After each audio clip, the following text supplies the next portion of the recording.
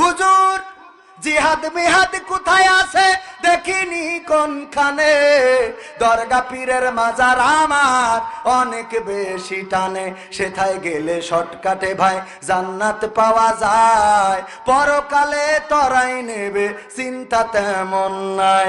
পীর সাহেবের কাছে মুরিদ আমি আমার নেতা, বছর বছর নাজরানা দি আমি আবার সেথা, হইলে ওরস কোনোভাবে মিস্ত করি না, ওখান থেকে আল্লাহ রাসূল হয়েছে জানা।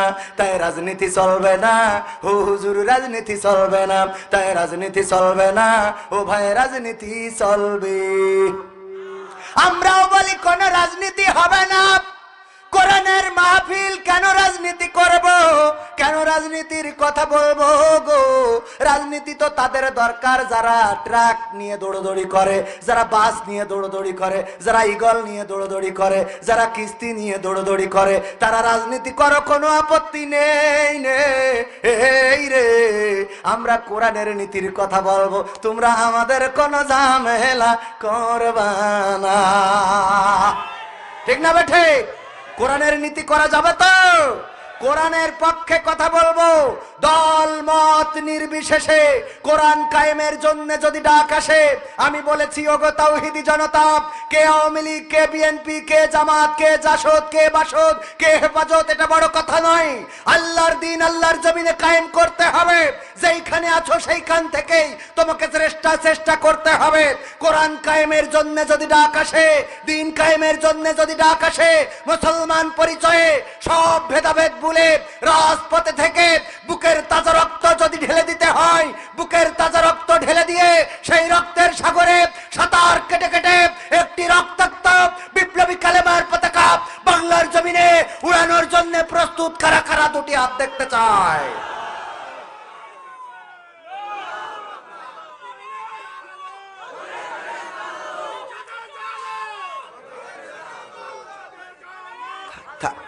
থাক বাজান, কষ্ট করেন না, খুব কষ্ট আছে বাজান, আপনাকে কষ্ট দেখে আমার খারাপ লাগলো। আরে সাহস মানে কি, বিশাল সাহস মানে দেখো, একের বউ থাকে কি করে এটাই তো বুঝি না। এমনি কি বাজার ঘাট গুলো দখল করে নিয়েছে? কোন জায়গায় আমাকে চারা আছে, কথা কয় না। আর আমার গেলি এই যে এখানে কিন্তু লিখে দিয়েছে, এই যে দেখেন হুজুর অনেক মা বোন এসেছেন, তাদের সম্বন্ধে কথা বল, মা বোনকে ভালো বানাবো, এইরাই তো ভালো হইল না, মানে আমরা পুরুষরা ভালো হলাম না, তা মা বোনদের কি ভাই?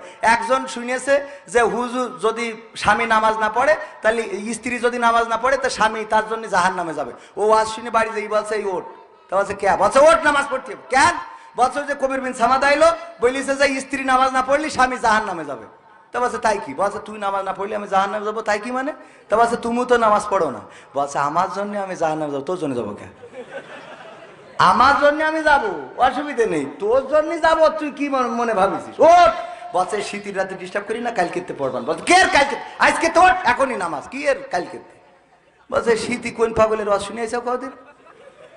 তা উঠোয়ে জোর করিয়া উজু করাই নিয়ে আইসে, থর করে কাঁপতেছে। বলছে তো বলো এখন কোন নামাজ? তো বলছে পড় যা হয়। বলছে যা হয় পড় কি? রাত 12টার সময় কে নামাজ কও? শীতি বাসছি নে, তুমি ইমামতি দাঁড়াও, আমি পিছনে দাঁড়াই। তা বলছে যা হয় পড়, যা হয় পড়। বলছে যা হয় পড় কি? তুমি সামনে দাঁড়াও, শীতি উজু করাইলে কেন আবার? বলছে ওরা করছিস কেন? কালকে তো পয়সা না হয়ে গেছে, আমার ঘরে হয়ে গেছে। উনি সারাদিন চার দোকানে থাকবে, ওই পরিমণি, তারপরে বুবলি, তারপরে এই যে এইসব আছে আরো নাম আপনারা জানেন সব, আমি করতে পারবো না। ওই সব দেখি বেড়াবে আর আমাদের কাছে ফোন দেখাবে, হুজুর আমার বউ বেপর্দাশীল হয়ে গেল, একটু ওয়াজ করে দিয়ে। ওরে বেপর্দা তো তুই, খেলা তোর কোনোদিন পাওয়া যায় না মসজিদে, বেপর্দা কিডা? কথা কয় না। এইবার মনে হয় গায়ে লেগে গেছ গো, মা বোনেরা করছে খেলা হবে, মা বোনেরা করছে আগামীতে এই হুজুরি আনতে হবে, কারণ উচিত কথা আজকে ধরা পড়ে গেছে। তুমি চার দোকানে বসেতে সালমান খান, শাহরুখ খান, পরিমণি, তারপরে এইসব মেরি তেস মেরি, তারপর যাবা। আজ এই স্ত্রীর রাত 12টার সময় কবা এই দরজা খোল, দরজা খোল, পাকামো পাইছাও, নিজের ভালো হওয়ার দরকার আছে না নাই? স্বামী যদি নামাজি হয় স্ত্রী নামাজি হবে না হবে না? এই যুবকেরা আসছে লাইলাতুল 14 ফেব্রুয়ারি, লাইলাতুল ভ্যালেন্টাইন্স ডে। ও 14 তারিখই মোটরসাইকেলের পিছনে নিয়ে গদখালি যাইয়ে ঘুরে ফুলির মালা এক কান নিকে এনে দিয়ে তে ঘুরে নিয়ে বেড়াবে, আর বিয়ের সময় বলবে হুজুর একটা হাফেজা মেয়ে দেখে আমার লাইন করে দেন। পাকা মকুতাগার হাফেজা দেখে তুই যাইটারে তেজ মেয়ে থুলি ওটা কিরা নেবে? কথা কয় না। এই সত্য না মিথ্যা? আবার ওরাও খারাপ। 14 তারিখ আসলি কয় শোনো তুমি যদি 3 পিস না দাও তাহলে বলে আমি আবুল মেম্বারের ছেলের সাথে কাটাকাটি। সত্য না মিথ্যা? এ এখন করে কি বাবার লুঙ্গি চুরি করে বেঁচে 3 পিস কেন? এই অবস্থাগুলো করছে মেয়ে মানুষরা। ওরা গদখালি যায়, মেয়ে মানুষ না গেলে ওরা গেছ কি করে? আর এগুলো শাসন করার মতো কেউ নেই। আমি ছাড়া দেখি কেউ কোনো কথা বলে না। বলে বলেন? কেউ কোনো চোখের সামনে দেখ খারাপ হয়ে যাচ্ছে, চোখের সামনে পার করে গেলে কিছুই বলিনি আমি। হ্যাঁ, কেউ প্রতিবাদ করে? প্রতিবাদ করছেন না মানে আপনি আপনার জাহান্নামটা ডেকে নিয়ে আসছেন। মা কয় কি কয় অবু তোর মেয়ে কোচিং এ যায়, তো বলছে আজ শুক্রবার যাবে কেন? বলছে আল্লাহ তোর মেয়ে মনে হয় তো ব্রিলিয়ান না কেন? তো বলছে আমার মেয়ে শুক্রবার কেন, ঝড় বৃষ্টি 10 ডিগ্রির নিচেই থাকলেও যায়। এবার হঠাৎ করে একদিন বলছে যে অবু 3 দিন হইলো মেয়ের খুঁজে পাচ্ছি না। বলছে কেন? তো বলছে আসেনি, বাড়ি আসেনি। বলছে তাহলে কোনে কোচিং করে বেড়াচ্ছে? কোচিং করতে গিয়ে 3 দিন একটা না কোচিং কাছে। পরে খোঁজ পাওয়া গেল কক্সবাজারে। কক্সবাজারেও কোচিং মাস্টার আছে না নাই? এগুলো কি করে ভালো বানাবো? স্টার জলসা জি সিনেমায়, স্টার জলসা জি সিনেমায় জ্বলছে বাংলাদেশ। হিন্দি সিরিয়ালে আমার মা বোন করলো শেষ। ইমো মেসেঞ্জার কলে মা বোন করলো শেষ। পরিবারের অশান্তি আজ যাহার কারণে, ও সব চ্যানেল দাদার দেশের তাও তো সবাই জানে। পরিবারের অশান্তি আজ যাহার কারণে, ও সব চ্যানেল দাদার দেশের তাও তো সবাই জানে। বন্ধ করলে ও সব চ্যানেল, বন্ধ করলে ও সব চ্যানেল খেপবে দাদা বেশ। হিন্দি সিরিয়ালে আমার মা বোন করলো শেষ। স্বামী স্ত্রী নাই কোনো মিল, সিরিয়ালের অবদান। কত নারী যাচ্ছে ছেড়ে স্বামী ও সন্তান। স্বামী স্ত্রী নাই কোনো মিল, সিরিয়ালের অবদান। কত নারী যাচ্ছে ছেড়ে স্বামী ও সন্তান। পরকিয়া প্রেমের লাগি, পরকিয়া প্রেমের লাগি সংসার হইল শেষ। হিন্দি সিরিয়ালে আমার মনিরামপুরের মা বোন করলো শেষ। নামাজ পড়ার পায় না সময় সিরিয়ালের লাগি, স্টার জলসা জি সিনেমা দেখে সারা রাত্রি জাগি। কেউ বা আবার হিন্দু আনির, কেউ বা আবার হিন্দু আনির ধরে নানান বেশ।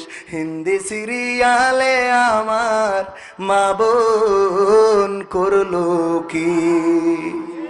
কথা সত্য না মিথ্যা? পর্দা করে না, আবার অনেকেই পর্দা করে নাম মাত্র। এমন এমন বুরকা পরে গো,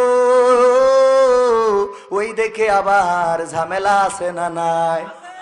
তার মানে তার কি পর্দা করার ইচ্ছা না? পর্দা করার ইচ্ছা না। ও বলে হ্যাঁ ওই যে দোকান হয়েছে। হ্যালো হ্যাঁ বল্টু, হ্যাঁ তুমি কখন আসবা? হ্যাঁ একদিন সিনাক্সে যাবো। হ্যাঁ আমার স্বামী টাকা পাঠিয়েছে। ও স্বামী টাকা পাঠিয়ে ও সিনাক্সে যাবো আরেকজনের সাথে। এই কথা সত্য না মিথ্যা? স্বামীর কথা ভাল লাগে না। বল্টু ফোন দিলে হ্যাঁ বল্টু ভাই তোমার ওই কুত্তা কাটিং কোথা থেকে দিয়েছো? অনেক ভালো লাগতেছে। হ্যাঁ বেবি। এবার যে এর মধ্যে স্বামী কল ঢুকে ধরি, এই কি হয়েছে তোমার? এত ফোন দাও কেন তুমি? এই বিদেশে কি কাজ করা লাগে না? মালয়েশিয়ায় গেছো তুমি খালি বোর কাছে ফোন দেওয়ার জন্য? হ্যাঁ বল্টু ভাই, হ্যাঁ ওই পাগলটা ফোন দিয়েছিল। ওরে পাকামো, স্বামীর সাথে 1 টন, বল্টুর সাথে আর 1 টন। আছে না নাই? ওগো আমার মা বোনেরা, এইগুলো যদি করে থাকেন আল্লাহর কসম আপনার স্বামীর আমানতের খেয়ানত করেছেন, আর এটার জন্য পরকালের ময়দানে আল্লাহর নবীর সুপারিশ পাবেন না। কারণ যারা দায়ুস হয়েছে তাদের সুপারিশ করবে না। আর আল্লাহর নবীর সুপারিশ যদি না পান গো, তাইলে জাহান্নাম আছে না নাই? দুনিয়ার এই অল্প কয়দিনের রং তামাশায় যদি আল্লাহকে ভুলে যান, আল্লাহকে যদি অভিভাবক হিসাবে মেনে না নেন, আল্লাহর প্রতি আপনি যদি আসক্ত না থাকেন, পরকালের ময়দানে বিপদে পড়া লাগবে না? আমাদের অভিভাবক হিসাবে কাকে পেতে চেয়েছি? আল্লাহকে। কেন চেয়েছি আর একটা বললে আপনি বুঝতে পারবেন। এক মাঠে গরু ঘাস খাচ্ছে, হঠাৎ করে একটা বাঘ বেরোয় গরুরে করেছে তাড়া। গরু দেখিস যে এ বাঘের সাথে তো দৌড়ই পারবো না, পাশে ছিল একটা কাদা নরম জায়গা, নরম ক্ষেত, ঝাঁপ দিয়েছে সেই ক্ষেতের মধ্যে। আর বাঘের গতি ছিল বেশি, ও ঝাঁপ দিয়েছে, কিন্তু গরু থুয়ে 3 হাত সামনে চলে গেছে। এখন এমন কাদা যে গরু উঠতে পারতেছে না, বাঘও উঠতে পারতেছে না, যত উঠতে যাচ্ছে তত জড়ায় যাচ্ছে। এর মধ্যে গরু জাবর কাটাচ্ছে। বাঘ বলছে, গরু তুই তো আসলে গরু। বলছে কেন? বলছে এই বিপদের মধ্যে তুইও কাদায় আটকে গেছিস, আমিও আটকে গেছি। তুই যদি এখানে ঝাঁপ না দিতিস তাহলে আমি তোরে ধরে খাতাম, আমি তো বেশি থাকতাম অন্তত। কিন্তু তুই যদি দৌড়ে পালাই যাতিস তাহলে ভালো কথা, যে দৌড়ে বের হয়ে গেলি, কিন্তু এমন জায়গায় ঝাঁপ দিছিস যে তুইও বাঁচবি না, আমিও বাঁচবো না। আর এখন তুই জাবর কাটাছিস, তোর তো লজ্জা শরম বলি কিছু নাই। তো গরু বলছে যে তুই দোস্ত, গরু হইতে পারি, এত হালকা না, কিন্তু তুমি তো দেখছি বলদ ক্লাসের। বলছো কেন? বলছো ওগো দোস্ত, দেখো তুমিও